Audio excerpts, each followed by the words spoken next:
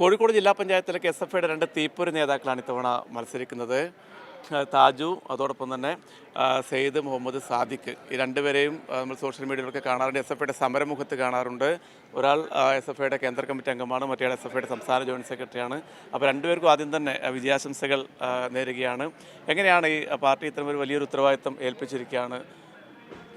അതെ, തീർച്ചയായും ഞങ്ങൾ വിദ്യാർത്ഥി സംഘടനാ പ്രവർത്തനത്തിൻ്റെ ഭാഗമായി നിൽക്കുന്ന രണ്ടാളുകളാണ്. ഒരേ സമയത്ത് ഞങ്ങൾ ജില്ലാ സഹഭാരവാഹികളായും ജില്ലാ സെൻറ്ററിൻ്റെ ഭാഗമായി പ്രവർത്തിക്കുന്നു എന്നുള്ളത് രണ്ടുപേരും ജില്ലാ പഞ്ചായത്തിൻ്റെ സ്ഥാനാർത്ഥി പ്രഖ്യാപനത്തിൽ വന്നത് വലിയ സന്തോഷമാണ്. പ്രത്യേകിച്ച് അരിവാൾ ചുറ്റിക നക്ഷത്രം അടയാളത്തിൽ ഈ ചെറിയ പ്രായത്തിൽ മത്സരിക്കാൻ കഴിയുന്നു എന്നുള്ളതും വലിയ പ്രതീക്ഷ നൽകുന്നതാണ്. പ്രത്യേകിച്ച് ഇപ്പോൾ ഒരു ഗവൺമെൻറ്റിൻ്റെ പ്രഖ്യാപനം നവംബർ 1 ഉൾപ്പെടെയുള്ള പ്രഖ്യാപനം വന്നതിൻ്റെ തുടർച്ചയിൽ നടക്കുന്ന ഒരു പൊതു തെരഞ്ഞെടുപ്പ് കേരളത്തിൽ ഇടതുപക്ഷത്തിന് വലിയ മുൻകൈ ഉണ്ടാവും, മേൽക്കൈ ഉണ്ടാവും എന്നെല്ലാം പ്രതീക്ഷിച്ചുകൊണ്ടിരിക്കുന്ന ഒരു തെരഞ്ഞെടുപ്പിൽ മത്സരിക്കാൻ കഴിയുന്നു എന്നുള്ളത് വലിയ ഒരു പ്രതീക്ഷയും അതോടൊപ്പം ഞങ്ങളെ പരിഗണിക്കപ്പെട്ടു.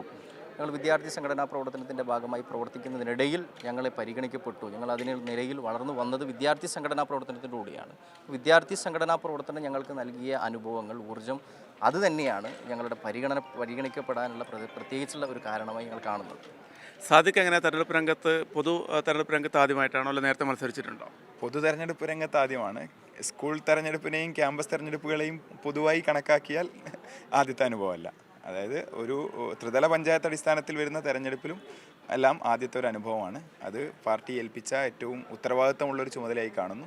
ആ ചുമതല ഭംഗിയായി നിർവഹിച്ച് UDF നിലവിൽ ജയിച്ചു വരുന്ന വാർഡ് പിടിച്ചെടുക്കുക എന്നുള്ളതാണ്, ഡിവിഷൻ പിടിച്ചെടുക്കുക എന്നുള്ളതാണ് താജുവിൻ്റെ എൻ്റെയും ഉത്തരവാദിത്തം. അതാണ് SFIക്കാരെ ഇത് ഏൽപ്പിക്കുമ്പോൾ പാർട്ടി കാണുന്നത് UDFിൻ്റെ ഭാഗമായി പ്രവർത്തിക്കുന്ന വിദ്യാർത്ഥി സംഘടനകൾ KSUവും MSFും എല്ലാം അടക്കി ഭരിച്ച ക്യാമ്പസുകളെല്ലാം തകർത്ത് കേരളത്തിലേക്ക് കയറി വന്ന പാരമ്പര്യമുള്ള സംഘടനയുടെ പിൻതലമുറക്കാരാണ് ഞങ്ങൾ.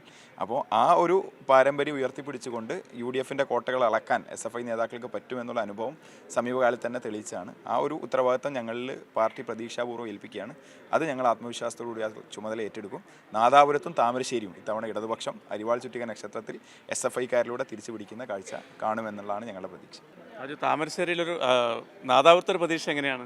അല്ല, നാദാപുരത്തിൽ പറഞ്ഞല്ലോ ഞാൻ. നാദാപുരത്ത് ഇപ്പോൾ നാദാപുരം പഞ്ചായത്തിൽ ഉൾപ്പെടെ ഇടതുപക്ഷ ജനാധിപത്യ മുന്നണിക്ക് തിരിച്ചു വരാൻ കഴിയും എന്ന വലിയ പ്രതീക്ഷയാണ് ഇപ്പോൾ അവിടെ പങ്കുവെക്കുന്നത്. പാഴായിപ്പോയ 40 വർഷങ്ങൾ എന്ന മുദ്രാവാക്യം ഉയർത്തി അവിടെ പഞ്ചായത്ത് കമ്മിറ്റിയുടെ നേതൃത്വത്തിൽ വലിയ ക്യാമ്പയിൻ അവിടെ നടന്നിട്ടുണ്ട്. അപ്പോൾ അതിലെല്ലാം ബേജാറിലാണ് പറഞ്ഞാൽ ഈ പറയുന്ന UDF സഖ്യമുള്ളത്. അപ്പോൾ അതിനെ മറികടക്കാൻ എങ്ങനെയാണ് ജനങ്ങൾക്കിടയിൽ തെറ്റിദ്ധാരണ പരത്തി ഗവൺമെൻറ് നടപ്പിലാക്കിയ പദ്ധതികൾ, വലിയ പ്രഖ്യാപനങ്ങൾ, അതിനെയെല്ലാം കള്ളപ്രചാര വേല സംഘടിപ്പിച്ചുകൊണ്ട് ജനങ്ങളെ തെറ്റിദ്ധരിക്കാനുള്ള ശ്രമം നടപ്പിലാക്കുമ്പോൾ തീർച്ചയായും ഈ പറഞ്ഞ കേരളത്തിലെ ഇടതുപക്ഷത്തിന് മുന്നേറ്റം ഉണ്ടാക്കാൻ കഴിയുന്ന റിസൾട്ട് നാദാപുരത്ത് നിന്നുണ്ടാകും എന്ന് തന്നെയാണ് ഞങ്ങൾ പ്രതീക്ഷിക്കുന്നത്. ഡിവിഷനിൽ ഒരു അട്ടിമറി വിജയം ഇത്തവണ ഇടതുപക്ഷത്തിന് വേണ്ടി വിദ്യാർത്ഥി സംഘടനാ പ്രവർത്തനവും യുവജന രംഗത്തുമെല്ലാം പ്രവർത്തിക്കുന്ന നിലയിൽ പുതിയ ആളുകളെ, അവിടുത്തെ യുവജനങ്ങളെയും വിദ്യാർത്ഥികളെയും എല്ലാം കേന്ദ്രീകരിച്ചുകൊണ്ട് അവരുടെ വോട്ട് വാങ്ങാനും പ്രത്യേകിച്ച് അവിടെയുള്ള ജനവിഭാഗങ്ങൾക്കിടയിൽ മതനിരപേക്ഷ ബോധ്യം ഉയർത്തിപ്പിടിക്കുന്ന ജനാധിപത്യ വിശ്വാസികളായിട്ടുള്ള ആളുകൾ നമുക്ക് വോട്ട് ചെയ്യും, ഇടതുപക്ഷത്തിന് വോട്ട് ചെയ്യും, വിജയിക്കും എന്നുള്ളത് തന്നെയാണ് അവിടെ മണ്ഡലവുമായി ബന്ധപ്പെട്ടും ഡിവിഷനുമായി ബന്ധപ്പെട്ട് പറയാനുള്ളത്. രണ്ടുപേരുടെയും പ്രചാരണത്തിൻ്റെ രൂപം എങ്ങനെയായിരിക്കും? ക്യാമ്പസ് ഇലക്ഷൻ്റെ ഒരു സ്റ്റൈലായിരിക്കുമോ പ്രചാരണമൊക്കെ?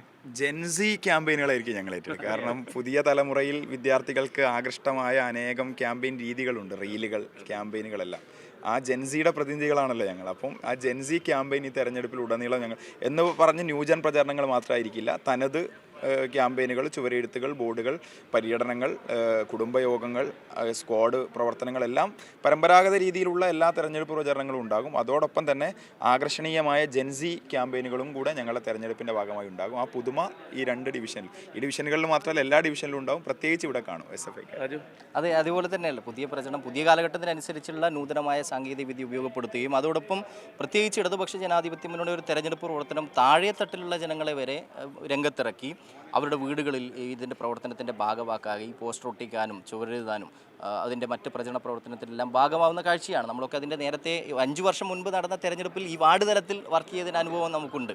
അപ്പോൾ തീർച്ചയായും പുതിയ കാലഘട്ടത്തിലെ പ്രചരണ പ്രവർത്തനത്തോടൊപ്പം തന്നെ ഈ നിലയിൽ പാർട്ടിയും മുന്നണിയും സംഘടിപ്പിക്കുന്ന പ്രചരണ പ്രവർത്തനം കൂടി വരുമ്പോൾ വലിയ അംഗീകാരം, വലിയ പ്രചാരണം നമ്മുടെ മണ്ഡലത്തിലാകെ ഇടതുപക്ഷ ജനാധിപത്യ മുന്നണിക്ക് വേണ്ടി ഉണ്ടാവും. അതിനു വേണ്ടിയുള്ള ഒരു പ്രവർത്തനം പ്രത്യേകമായി ഉണ്ടാവും എന്നുള്ളതാണ് പറയാൻ. അപ്പോൾ രണ്ടുപേരെയും നാട് ഏറ്റെടുക്കട്ടെ എന്ന് ആശംസിക്കുകയാണ്. ക്യാമറമാൻ ശൈലേഷ് കല്ലായിക്കൊപ്പം PV കുട്ടൻ.